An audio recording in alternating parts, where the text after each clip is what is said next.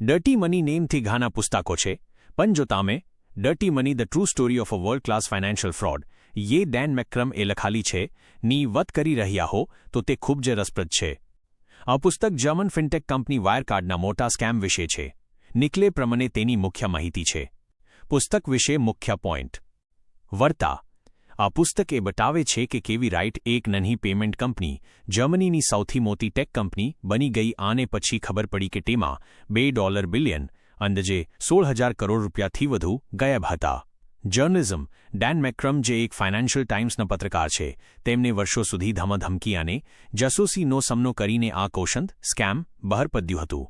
મુખ્ય પત્રો. પુસ્તકમાં જન મર્સલેક અને માર્કસ બ્રાઉન જેવા લોકોની વચ્ચે જેને આ આખું કાર્ડની મહેલ જેવું એમ્પાયર યુબીએચયુ કર્યું હતું. તમે ક્યુ પુસ્તક શોધી રહ્યા છો? ડર્ટી મની નામથી બીજી પણ કઈ શક્યતાઓ છે?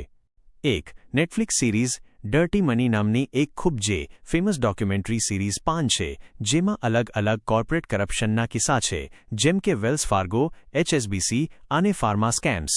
2. ગાબ્રિયલ ઝુકમનની બુક. જો તમે ટેક્સ ઇવેઝન અને ઓફશોર પૈસા વિશે જાણવા માંગતા હો તો તે અલગ વિષય છે. આ પુસ્તક શોધવાનું કારણ. જો તમે સ્ટોક માર્કેટમાં રાસ ધરાવતા હો તો આ પુસ્તક તમારે વાંચવું જોઈએ, કારણ કે તે શીખવાડે છે કે કેવી રીતે મોટી કંપનીઝ પોતાના હિસાબ કિતાબ એકાઉન્ટ્સમાં ગડબાદ કરે છે. તે એક થ્રિલર નોવેલ જેવી છે, પણ બધું સાચું છે. શું તમે આ પુસ્તકની સમરી સારાંશ જાણવા માંગશો કે પછી વાયરકાર્ડ સ્કેમ વિશે વધુ માહિતી જોઈએ છે?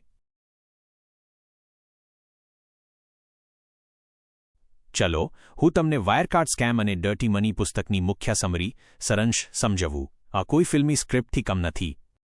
વાયરકાર્ડ સ્કેમની સમરી. એક રહસ્યમય કહાની. વાયરકાર્ડ એક એવી કંપની હતી જે પેમેન્ટ પ્રોસેસિંગનું કામ કરતી હતી, જેમ કે સ્વાઇપ મશીન કે ઓનલાઈન પેમેન્ટ.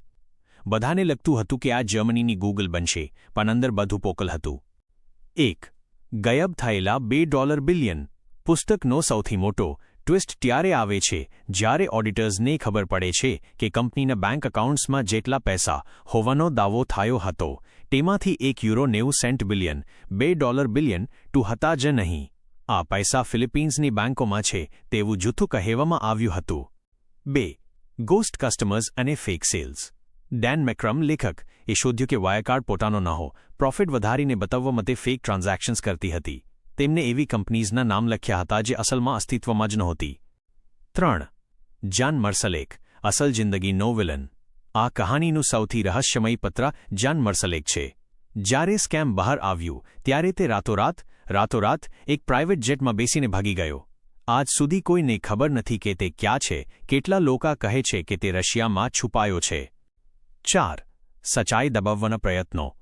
જ્યારે ડેન મેક્રમ ફાઇનાન્શિયલ ટાઇમ્સમાં આ વિશે લખવાનું શરૂ કર્યું ત્યારે વાયરકાર્ડે તેમના પર જાસૂસી કરવી, તેમને જેલમાં મોકલવા માટે કોર્ટ કેસીસ કર્યા, અને એમ પણ કહેવાય છે કે તેમને બદનામ કરવા માટે હીરાપન્ના, ડાયમંડ્સ અને હની ટ્રેપનો પણ ઉપયોગ થયો હતો.